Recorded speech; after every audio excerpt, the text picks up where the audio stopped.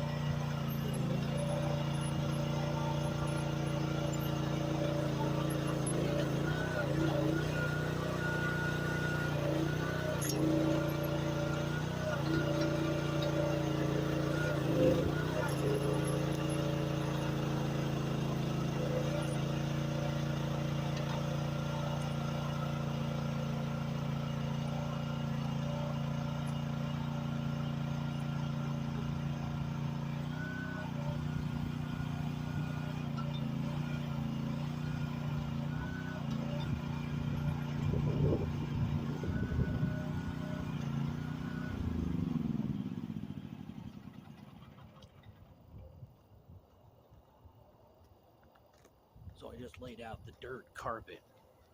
All right. Using a regular bar, you just got so much more control whenever you got that curl on your grading bar. Now, I think in the future I might build a 3-axis to where that grading bar actually moves like this and that. They already make them, but I want to make them myself because I built that one there for less than $70. If that's something you sound like you want to do, is build your own implement instead of paying $2,000 or $3,000 for one, well, I think somebody's been saying to bring manufacturing back, right? Maybe that's something that we should start doing, is manufacturing our own stuff instead of putting all these middlemen and stuff in there. And you can do it. There's some stuff that you can't manufacture unless you got like $1 million worth of machines. But on these next few videos that I do, it's going to be stuff that you can make probably for less than $1,000 on some projects. But that project right there, a grading bar, those things are cheap as hell. You can do them for $100 easy all day long, depending on where you're at. And you got a good steel yard that has a scrap bin somewhere, you can find something and, stick it together. And you can see that those welds are holding just fine. This is kind of soft, all right?